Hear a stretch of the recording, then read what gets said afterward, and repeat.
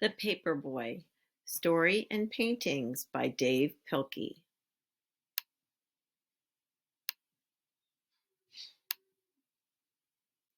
The mornings of the Paperboy are still dark, and they are always cold even in the summer. And on these cold mornings, the Paperboy's bed is still warm, and it is always hard to get out, even for his dog. But they do.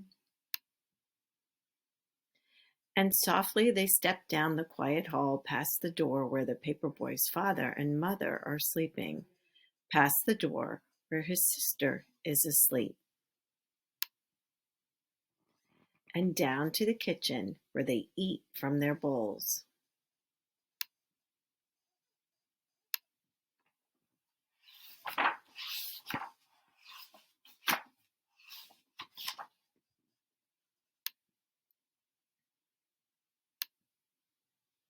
And out to the garage where they quickly fold their papers, snapping on green rubber bands and placing them in a large red bag.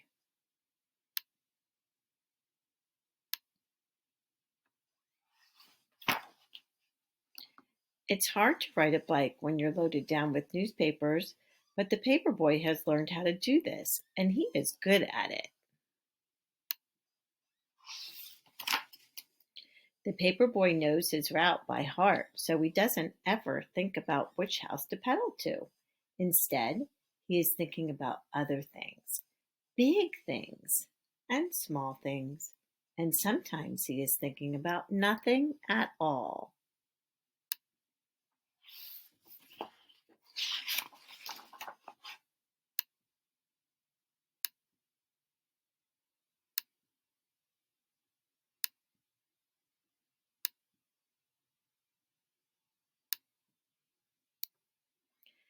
His dog, too, knows this route by heart. He knows which trees are for sniffing, he knows which bird baths are for drinking, which squirrels are for chasing, and which cats are for growling at.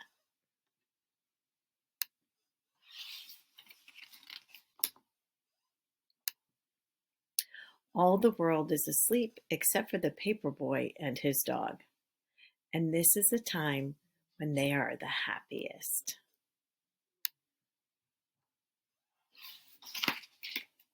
But little by little, the world around them wakes up. The stars and the moon fade away, and the skies become orange and pink.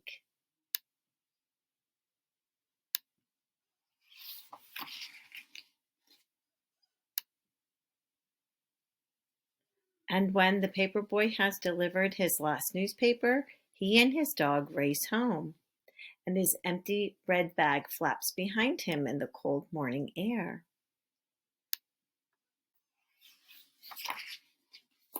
Soon they are back home. It is still dark inside, but the sounds of morning are all around. His father and mother are awake and talking softly in their bed, and his sister is downstairs watching cartoons.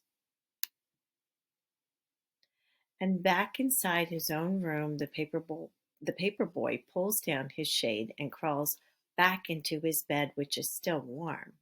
And while all of the world is waking up, the Paperboy is going back to sleep, and his dog is sleeping too. Their work is done. And now is the time for dreaming.